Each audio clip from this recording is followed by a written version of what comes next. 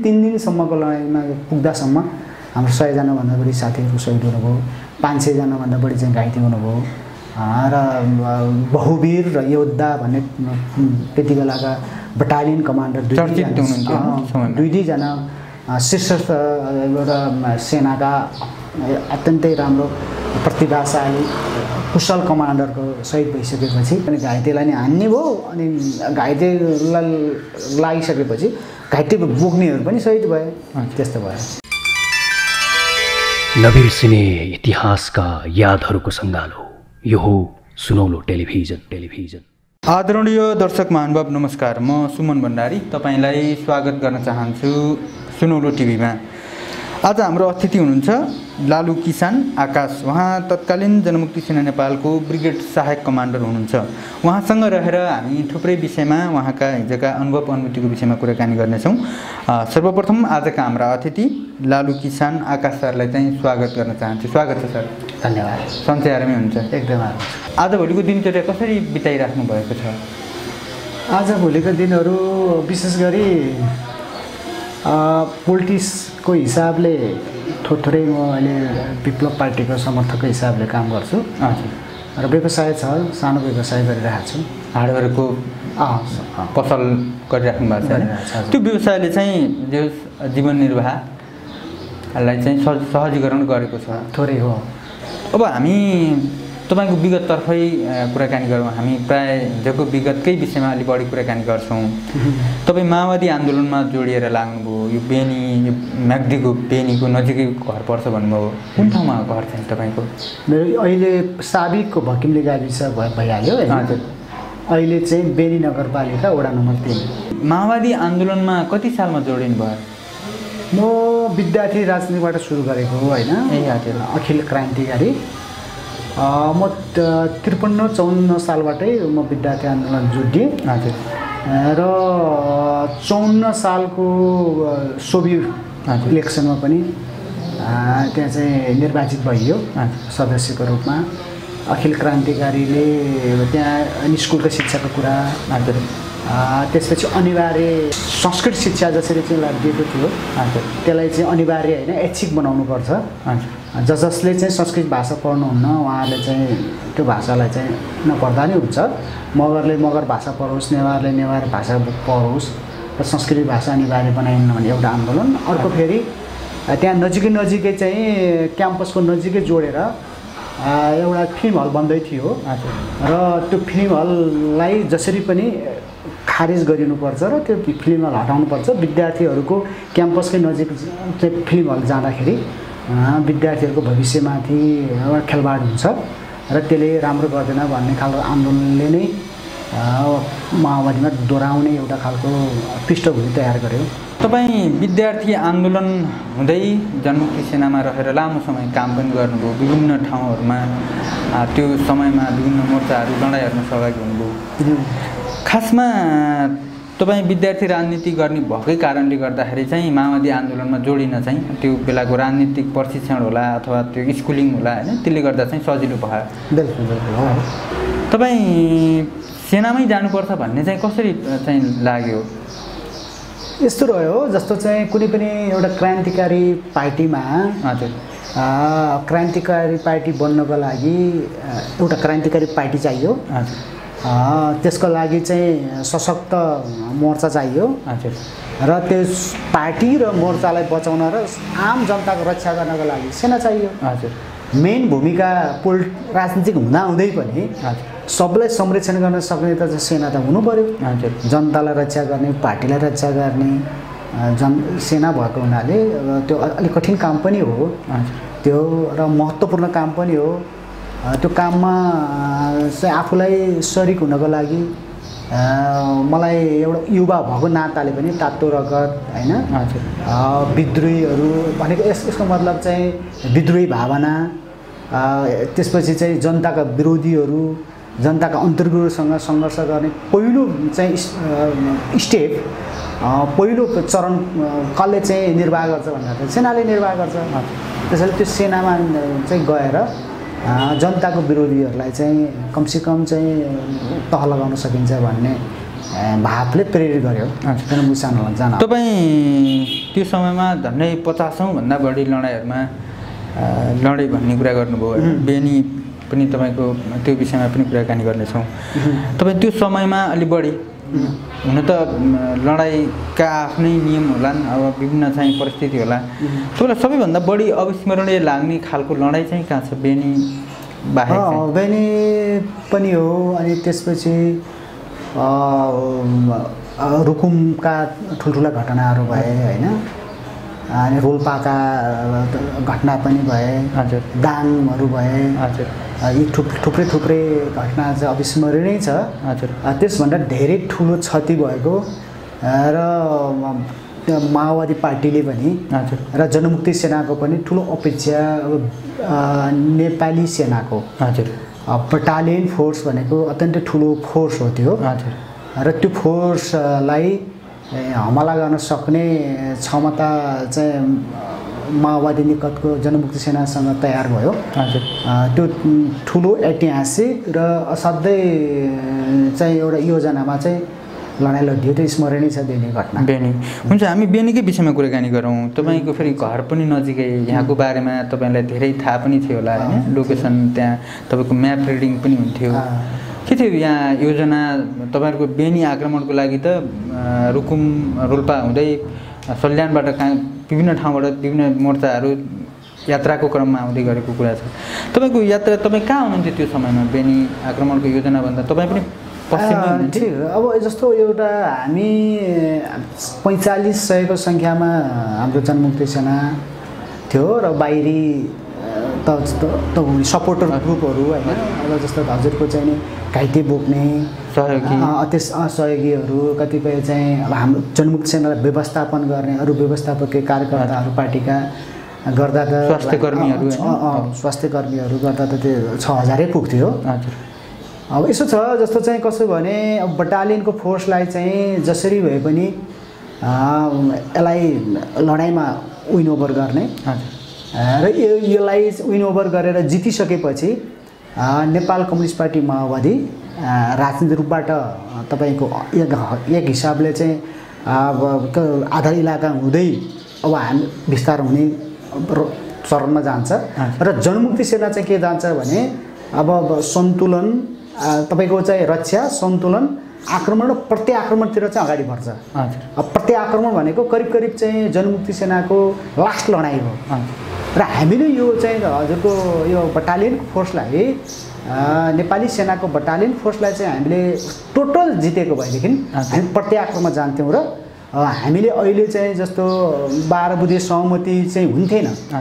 हामीले के गर्थ्यौँ भने हामीले जित्थ्यौँ र चाहिँ नेपाल कम्युनिस्ट पार्टी माओवादीको चाहिँ एक खालको विद्रोहीहरूको चाहिँ सत्ता कब्जा हुने स्थिति र नेपाल कम्युनिस्ट पार्टी माओवादीकै चाहिँ सत्ता रहिरहन्थ्यो। तथापि हामीले सैनिक हिसाबले जितको समीक्षा गरे तापनि हामीले यहाँबाट आर्थिक रूपबाट हामीले बैंकका पैसाहरू, राज्यको पैसा लिन सकेनौँ र उसको टोटल फोर्सलाई चाहिँ हामीले लिन सकेनौँ र यहाँ करिब आधा आधीको जित भयो। आधा आधीको जित भइसकेपछि यो समीक्षा चाहिँ के भने पूर्णता बन्न सकेन। पूर्णता हासिल गर्न नसक्दाखेरि राजनीतिक रूपबाट 12 बुँदे सहमति गर्नुपर्ने स्थिति एउटा खालको सङ्क्रमण पैदा भयो। जनमुक्ति सेनाले यहाँ अब समीक्षाको हिसाबले यहाँ स्टुडियोलाई कब्जा गरेर लाने स्थिति भयो। डिएसपी नै चाहिँ कब्जा भए अनि त्यसपछि चाहिँ आएर नेपाली सेनाका 2 दर्जनभन्दा बढी चाहिँ समातेरै लगियो। प्रहरी 2 दर्जनभन्दा बढी चाहिँ लिएर गइयो। त्यसले गर्दा त सिडिओ नै लिँदाखेरि अब जिल्लाको मेन प्रशासकै यसलाई समात्दाखेरि हजुरको चाहिँ नि डिएसपी नै सुरक्षाको के अरे जनपद प्रहरीको मुख्य डिएसपी नै समात्दाखेरि र हतियारको सवालमा तपाईँको 2 इन्च मोटार, त्यसपछि एलएमजी, एसएलआरहरू, अनि त्यसपछि आएर चाहिँ नि थोरबोट इन्सासहरू, एसएमजीहरू सबै चाहिँ लिँदाखेरि त्यसमा चाहिँ हार भन्ने कुरा हुँदैन। र अब त्यहाँ अब नेपाली सेनाले हिजो 600-700 जना चाहिँ माओवादी चाहिँ मारियो हामीले यहाँको लडाइँ जित्यौँ भनेर प्रचार त गरे तर त्यसो थिएन। हामीले पुरै उनीहरूलाई सिद्धाएको होइन, उनीहरूले हामीलाई लखटेर हामीलाई दबाएको होइन।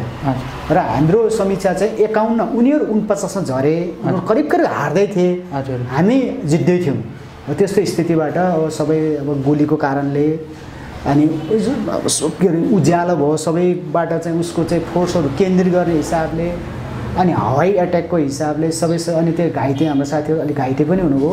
अन द स्पोट हामी यहीँमा कति 50 जना भन्दा बढी शहीद हुनुभयो र हामी लास्ट चरणमा चाहिँ अब लडाइँ सक्यौँ 3 दिनसम्मको लडाइँमा पुग्दासम्म हाम्रो 100 जना भन्दा बढी साथीहरू शहीद हुनुभयो, 500 जना भन्दा बढी चाहिँ घाइते हुनुभयो र बहुवीर र योद्धा भन्ने त्यति बेलाका बटालियन कमान्डर 2-2जना शीर्ष एउटा सेनाका अत्यन्तै राम्रो प्रतिभाशाली कुशल कमान्डरको शहीद भइसकेपछि अब सैन्य हिसाबले पनि केही माओवादीलाई केही कुरो बहुत क्षति भयो। जस्तो तपाईँको यात्रा चाहिँ पश्चिमबाटै भयो। पश्चिमबाट तपाईँ यहाँ नजिकनिर फेरि अथवा रेकीको लागि तपाईँ यता हुनुहुन्थ्यो कि कस्तो थियो त्यो समयमा? त्यो त हुन्थ्यो, रेकीको लागि तपाईँ पनि आउनुभएको? आएँ। तपाईँले अब तपाईँको क्षेत्र भएको हुनाले यहाँ देखेको अब सबै कुराहरू थाहा पनि हुन्थ्यो होला भूगोलको हिसाबले होइन, त्यो हिसाबले तपाईँलाई अलिक सजिलो पनि महसुस भयो होला रेकी गर्नलाई अथवा चाहिँ लडाइँ लड्नलाई पनि कस्तो हुन्थ्यो त्यो व्यक्तिगत रूपमा त्यसले फरक पार्थ्यो कि पार्दैन थियो आफ्नो? होइन, अब चिनेको भूगोल र नचिनेको भूगोल र फरक पारिहाल्छ। हजुर, कहाँ कसरी लड्ने के गर्ने भन्ने त भइहाल्छ। जस्तो कस्तो हुन्छ भने यो पछिल्लो चरणमा यो सबै ठाउँमा हजुर अब सबै सेनाहरू विश्वका सबै सेनाहरूले अहिले पछिल्लो चरणमा अब यो टोपोग्राफिकल म्याप भन्छ, जस्ताको तस्तै त्यो भूगोल उच्चो छ, समर्थन छ या कस्तो छ त्यो सबै भूगोललाई चाहिँ अध्ययन गरेर लड्ने विकास पनि त्यति बेला माओवादीले विकास पनि गरेको थियो, जनमुक्ति सेनाले विकास गरेको थियो। त्यसो भएको हुनाले त्यसको फोर्टिफिकेसन होइन अब त्यसको चाहिँ संरचना कस्तो खालको छ, कसरी चाहिँ उसले चाहिँ अन्डरग्राउन्ड लड्नको लागि सजिलो कसरी बनाएको छ, उसका कमान्डर कतिका छ, उसको कमान्डर गतिविधि के हुन्छ, सेना उसका नफ्री उसका कहाँ छन् के छन् भन्ने खालको त मोटामोटी टोटल नलेज थियो। र पछिल्लो चरणमा यहाँ अलि यो सबै ठाउँमा विशेष गरी अब हामीले रोल्पारुकुम चाहिँ लड्ने तयारी गर्दा गर्दै के थियो उनीहरूलाई थाहा थियो के भन्ने बुझिन्थ्यो भने पर्वत, बागलुङ र म्याग्दी कुनै ठाउँमा यिनीहरूले चाहिँ अब सल्यान, प्युठान यो 4-5वटा जिल्लामध्ये कुनै ठाउँमा यिनको टार्गेट छ भनेर उसलाई पनि जानकारी थियो भन्ने चाहिँ बुझ्न आउँछ। अनि त्यसपछि चाहिँ उनीहरूले म्याग्दीमा ठुलो फोर्स छ, बटलाइनको फोर्स छ, बटलाइनको फोर्स हुने बेलामा उनीहरूले चाहिँ यहाँ सक्छन् हामीलाई चाहिँ लडेर जित्छन् भन्ने उनीहरूलाई थाहा थिएन र सक्दैनन्, उनीहरूको यो हाइटमा उनीहरू पुगेका छैनन्, उनको यो शक्ति छैन। नेपालमा विद्रोहीहरूको माओवादीको जनमुक्ति सेनाको नेपाली सेनालाई परास्त गर्ने बटालियन फोर्सलाई चाहिँ परास्त गर्न सक्ने क्षमता छैन भनेर उनीहरूले माओवादी जनमुक्ति सेनाको कम मूल्याङ्कन उनीहरूले गरे र अप्रत्याशित भयो उनीहरूलाई।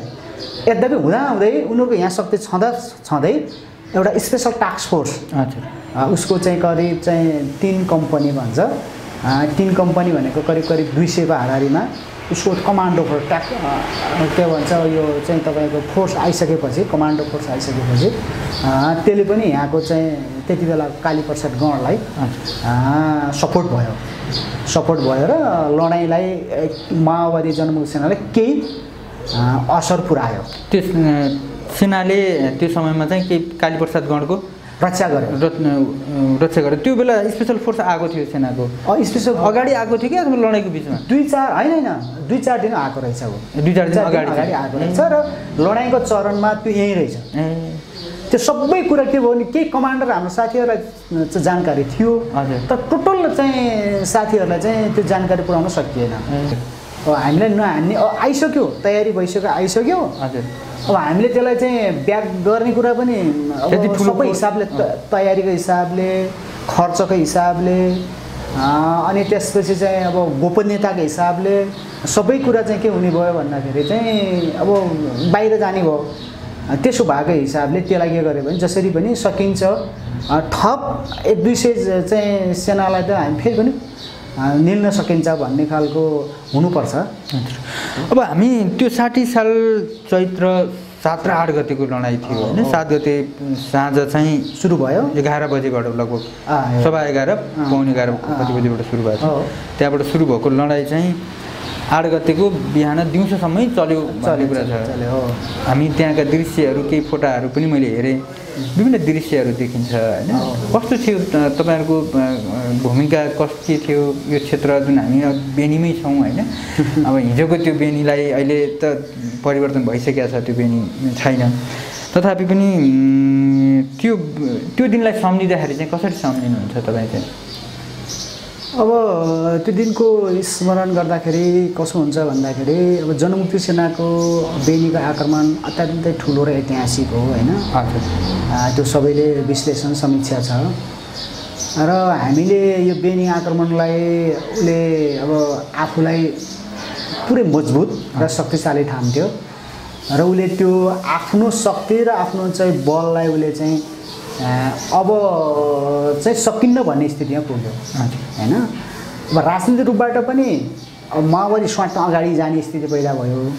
पुरै टोटल हासिल गरेको भए त अझ धेरै अगाडि पुगिन्थ्यो। फेरि पनि के हो भने माओवादी राजनीतिक रूपले ठ्याक्कै अगाडि बढ्यो र सैन्य हिसाबले पनि अब बटालियनलाई चाहिँ उसको बटालियन फोर्सलाई 500 देखि 700 जनाको उसको फोर्सलाई अब लड्न सकिन्छ र हराउन सकिन्छ भन्ने आत्मबल वृद्धि भयो र अब यसलाई चाहिँ हामीले कसरी लिन सकिन्छ भने अब नेपाली सेनाको कुनै पनि फोर्स जुनसुकै फोर्स तपाईँको चाहिँ काठमाडौँ छिर्न सक्ने वातावरण त्यहाँ काठमाडौँ छिर्न सक्ने भने काठमाडौँ पनि हमला गर्न सकिन्छ, काठमाडौँमा पनि लड्न सकिन्छ भन्ने खालको एउटा खालको मनोबल चाहिँ जनमुक्ति सेनामा प्रदान भएकै हो त्यो लडाइँले।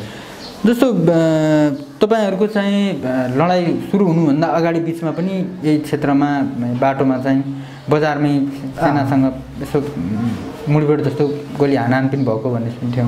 ठिक हो, धेरै बाहिर होइन, गस्ती गइरहेको बेला मङ्गलघाट भन्ने कति टाढा पर्छ? उसको ब्यारेकदेखि त्यस्तै 1 किलोमिटर टाढा, 500 देखि 1 किलोमिटर टाढामा गस्ती गइरहेको बेलामा त्यही सुरुमै त्यही भिडन्त भयो। धेरै टाढा होइन। कति बेर भयो त्यो भिडन्त चाहिँ? त्यो भिडन्त त एकैछिन 10-15 मिनट भयो, उनीहरू ब्याग भइहाल्यो, ब्याग छिरिहाले। त्यहाँ जति चाहिँ मरिहाले 7 जना मरिहाले। त्यहाँ 7 जना मरिहाले, उनीहरू चाहिँ भागिहाले, ब्यारेकभित्र आइहाले। तपाईँ सेनाको ब्यारेकतर्फ हुनुहुन्थ्यो कि अथवा जिल्ला प्रशासन यो कतातिर थियो तपाईँको स्पेसिफिक?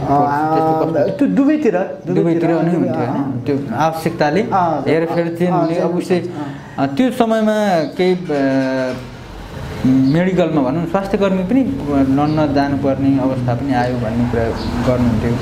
यस्तो हुन्थ्यो अब जस्तो कस्तो हुन्थ्यो भने त्यो पनि गर्न सक्थे। जस्तो त्यहाँ जति पनि ब्याटलमा लडाइँमा सहभागी हुनुहुन्छ साथीहरू सबै, स्वयंसेवक पनि, स्वयंसेवकलाई पनि सैन्य ट्रेनिङ दिइन्थ्यो।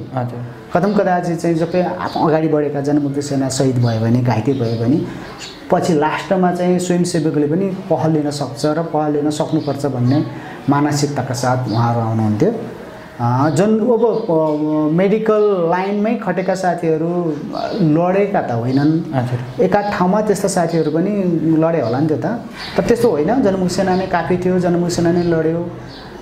जनमुक्ति सेनाले नै अफेन्सिभ गरेर त्यो खालको विजय हासिल गरेको हो। सेनाको ब्यारेकमा जुन तपाईँहरूले अरू क्षेत्र त सबै कब्जा गरेको भन्ने कुरा छ होइन। तपाईँहरू प्रशासन, तपाईँले सिडीहरूलाई पनि कब्जा गर्नुभयो, डिएसपीलाई कब्जा गर्नुभयो, केही प्रहरी र सेनाहरूलाई पनि कब्जा गर्नुभयो।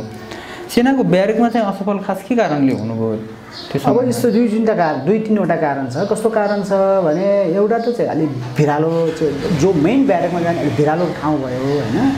एकातिर खोला भयो, खोलाबाट पनि जान नसक्ने स्थिति भयो, अनि माथि भिरालोबाट पनि जान नसक्ने स्थिति भइसकेपछि तपाईँ एउटा मात्र साँघुरो बाटो भयो।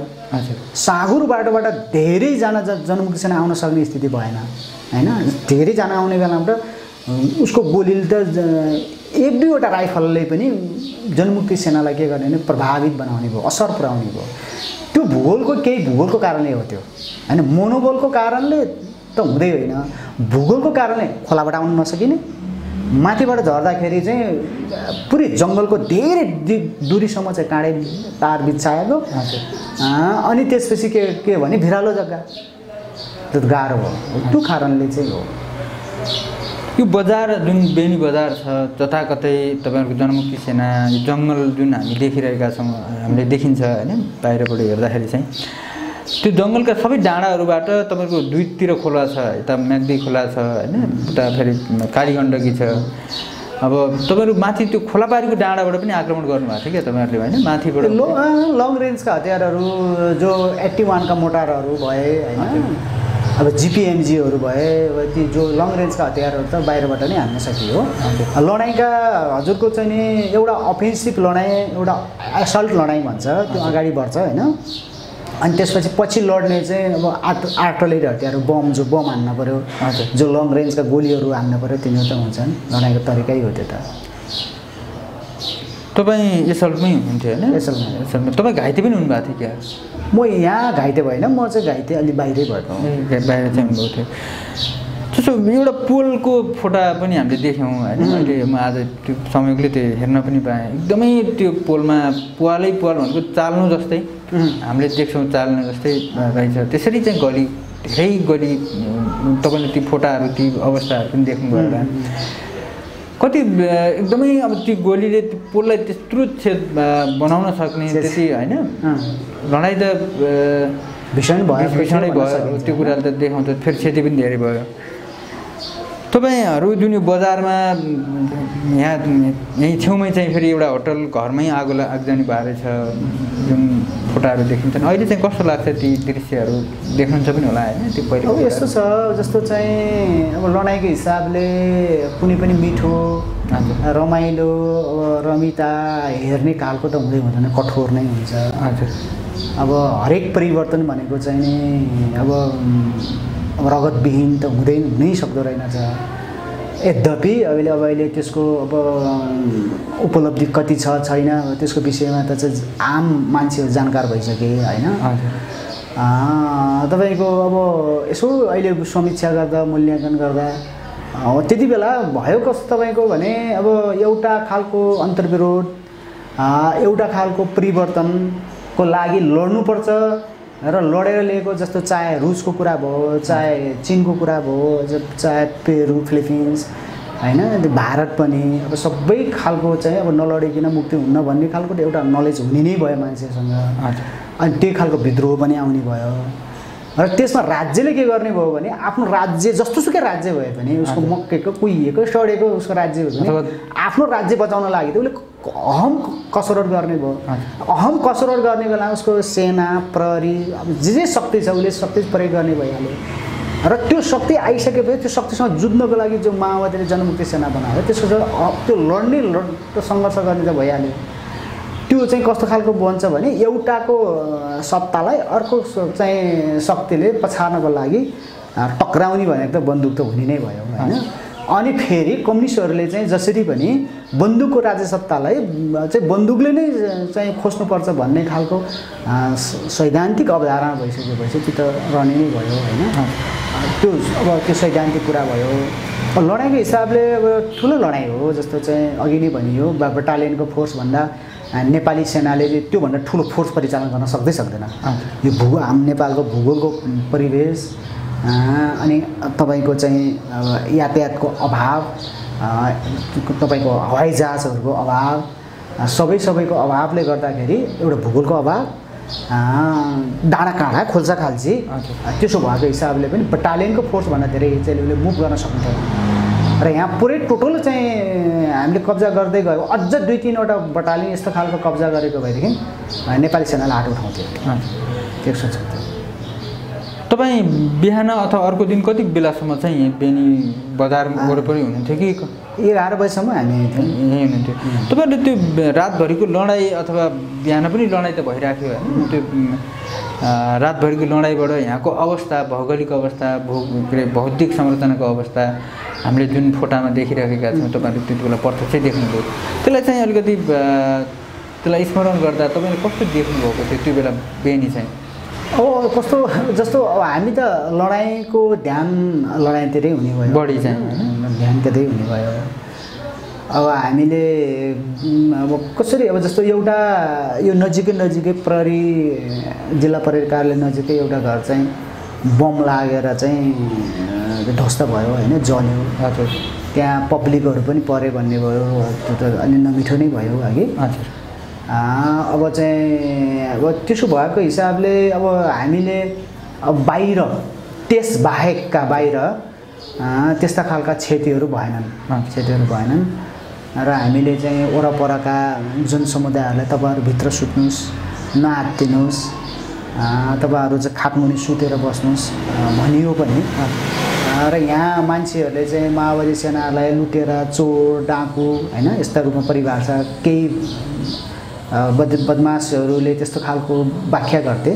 त्यसो नभइकन कतिपय साथीहरूले चाहिँ त्यहाँ भोक लाग्दाखेरि बिस्कुट खाएर पैसा त्यहीँ राखिदिएको होइन, केही चाहिँ चिसोहरू भनौँ कोकाकोलाहरू फेन्टाहरू खाएर पैसा त्यहीँ राखिदिएको। अनि पछि चाहिँ कहाँ कति क्षति भएको छ अथवा कति खाइएको छ त्यस्तो ठाउँमा फेरि पार्टीका साथीहरू आएर त्यो पैसा दिनु पनि भयो। त्यसले गर्दाखेरि साँच्चै जनमुक्ति सेना भनेको जनताको साँच्चैको रक्षक रहेछ भन्ने खालको मान्छेहरूलाई पर्यो। यहाँ म्याग्दीका मान्छेहरू खास चाहिँ त्यस्तो नराम्रो चाहिँ परेन, बरु चाहिँ विभिन्न यातना दिने, दुःख दिने, हैरान परेशान बनाउने बरु चाहिँ नेपाली सेनाले गरेको भन्छन् मान्छेहरूले, भने बजारमा हामी आइसकेपछि। तर जनमुक्ति सेना भनेको त्यस्तो खालको जो बाहिर हावामा जे थियो त्यो होइन रहेछ भन्ने भयो। तपाईँहरू यो घर यी जुन यति धेरै घर त थिएनन् होला त्यो बेला, अलिक पातलो थियो होला, कस्तो थियो? है यस्तै 2-4वटा घर थप्यो होला, अलि बेसी नै थप्यो होला, त्योभन्दा धेरै थपेको छैन। हजुर। तपाईँहरू यो घरका प्रत्येक घरमा छतमा पुग्नु भएको थियो होइन? तपाईँहरू त घर छतबाट नै आक्रमण गर्नुभएको थियो। त्यो त भइहाल्यो। के भन्नुहुन्थ्यो स्थानीय जनताहरूले? अलिकति आएको डर पनि हुन्थ्यो होला तपाईँहरू घरमा पुग्नु? होइन, नआत्तिनुहोस्, नडराउनुहोस् होइन, केही हुँदैन भन्दाखेरि त होइन, मान्छेहरू आत्तिन डराउनु त भइहाल्यो कि। हजुर।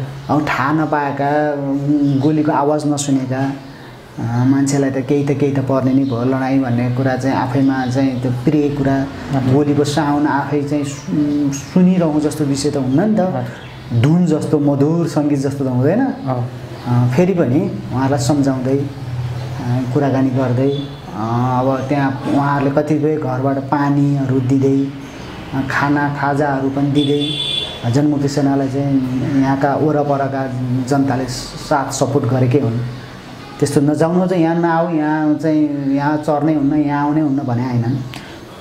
तपाईँहरूले जनताको घरबाट चाहिँ आक्रमण गरिरहँदाखेरि जनताहरूलाई क्षति हुने अथवा मानवीय क्षति एउटा सेफ ठाउँमा बस्यो भने भौतिक हिसाबमा त क्षति हुन्थ्यो होला, घरको सिसा फुट्थ्यो होला, ढोका जान्थ्यो होला, त्यो चाहिँ कतिको जोखिमलाई कसरी लिनुहुन्थ्यो तपाईँहरूले? त्यसको यस्तो छ, अब वरपर भएका घरहरू सपोर्ट त लिने त भइहाल्यो होइन।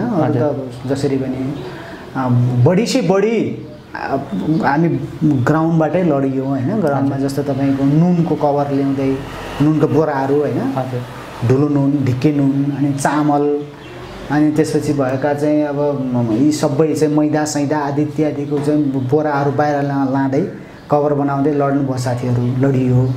एकाध घरहरूमा जनताहरूलाई सम्झाउँदै तपाईँहरू सेफ कुनामा बस्नुहोस् भन्दै लडाइँ लडियो। त्यस्तो झ्याल ढोका चाहिँ त्यस्तो धेरै क्षति भएनन्, थाहा पाएन, उसले त्यति धेरै थाहा पाएन। हजुर। जस्तो मानवीय हिसाबले स्थानीय जनताहरू केही क्षति त भएर छ होइन, घाइते हुनुभएको रहेछ, केही कर्मचारीहरू पनि कर्मचारी भनौँ। अन्य हिसाबले त्यो त्यति धेरै क्षति चाहिँ भएन जस्तो लाग्छ तपाईँलाई चाहिँ मानवीय हिसाबले अथवा भौतिक हिसाबले जनताको चाहिँ त्यो समयमा होइन? तपाईँहरू फर्किँदाखेरि पनि सेनाले फेरि तपाईँहरूलाई त निकै लामो समयसम्म आक्रमण गरिराख्यो। यहीँ माथि यहीँ कारागारमै काम गर्न आएका 4जना स्थानीय मजदुरहरूको पनि सेनाको हवाईबाट चाहिँ फायर गर्दा हेलीबाट चाहिँ आक्रमण गर्दाखेरि हेलीबाट बम खसाल्दाखेरि चाहिँ मृत्यु भयो भन्ने कुरा सुन्थ्यो। कस्तो रह्यो फर्किँदाखेरि? अझ तपाईँहरूको फर्किँदाखेरि पनि अझ ठुलै क्षति भएको भन्ने हो।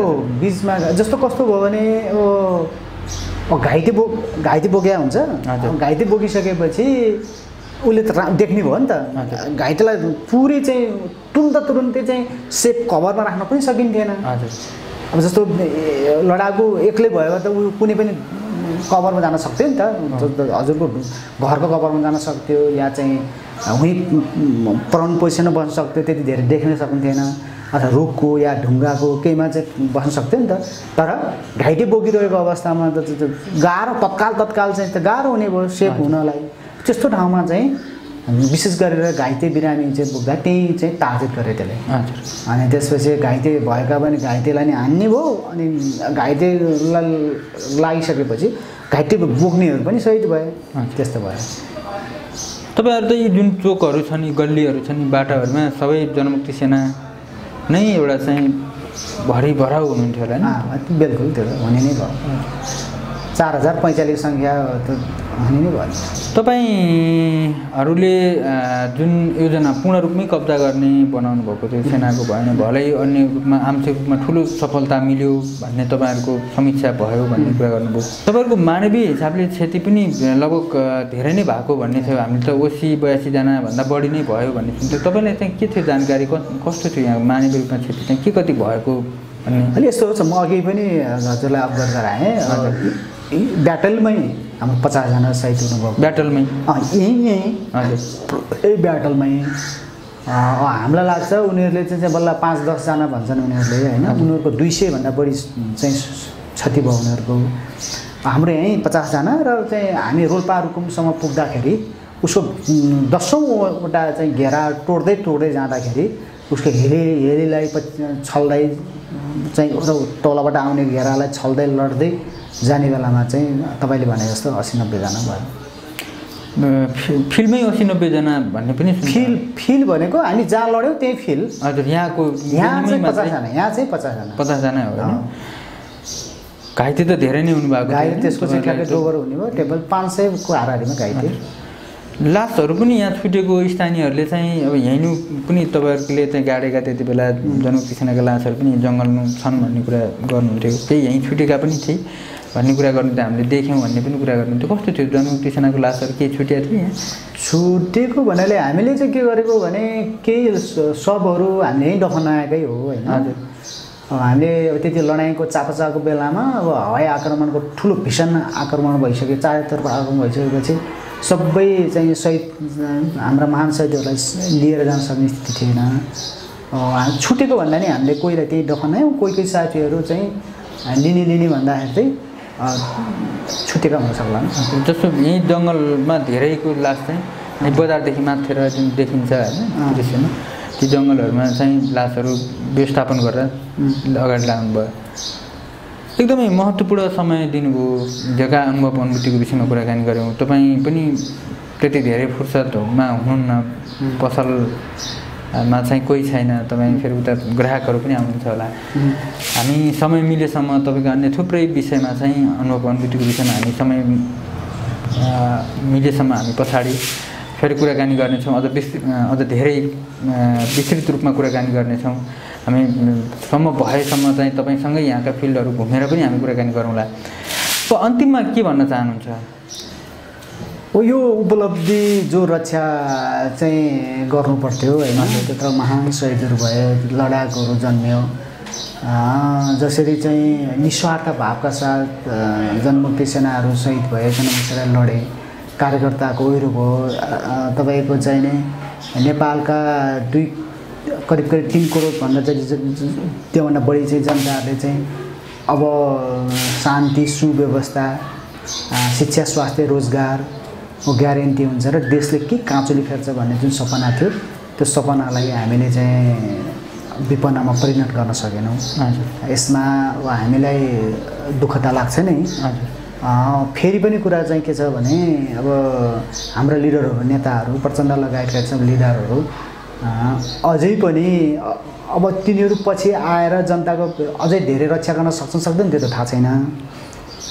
तर फेरि पनि हाम्रो अनुरोध म एउटा प्रतिनिधि पात्र हो। म जस्तो सबै जनमुक्ति सेना कार्यकर्ता सबैले के अपेक्षा गर्छ भने हिजो जुन कसम थियो माओवादीको जुन कसम थियो कसम बाँडिएको थियो कसम लिएको थियो जनतालाई एउटा खालको शिक्षा स्वास्थ्य रोजगारको व्यवस्थाको लागि चाहिँ हामी जुन लडेका थियौँ यो व्यवस्थाको भएन यो व्यवस्था चाहिँ ठिक जनताको दिन ल्याउन सकेन हजारौँ लाखौँ युवाहरू विदेशिनु पर्ने स्थिति रह्यो देशको अवस्था अब अहिलेको अवस्था कति जर्जर अवस्था बनिरहेको छ यस्तो अवस्था नहोस् भन्नको लागि हामी सङ्घर्ष गरेको हो त्यो चाहिँ भएन फेरि पनि अब केही अब यो परिस्थिति यो व्यवस्थामा गए र उही भाष्य एमाले काङ्ग्रेस जस्तो हुने स्थिति पैदा भयो प्रचण्ड बाबुरामको भन्दै केही शक्तिहरू जस्तो मोहन वैद्य किरण त्यसपछि नेत्रविक्रम चन्दले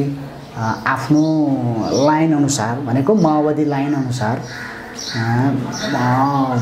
अगाडि बढिरहनु भएको छ उहाँहरूले हिजो छुटेका कडीहरू अब प्रचण्डले जे गर्नुभयो त्यहीँसम्म गर्नुभयो जति सक्नुभयो त्यति गर्नुभयो होइन अब जे कमजोरी भयो कमजोरी उहाँहरूले गरिसक्नुभयो अब त्यो कमजोरीबाट सच्चिँदै पाठ लिँदै अब चाहिँ गर्छु भनेर अगाडि बढेका चाहिँ मोहन वैद्य किरण विप्लवले अब चाहिँ हिजो छोडेका बाँकी अल्लाहरू यिनीहरूले पुरा गर्नुपर्छ भन्ने चाहिँ मलाई लाग्छ हजुर हस् एकदमै महत्त्वपूर्ण समय दिनुभयो यो महत्त्वपूर्ण समयको लागि हजुरलाई धेरै धेरै धन्यवाद दिँदै आजको लागि चाहिँ हामी छुट्टिन्छौँ हस् त धन्यवाद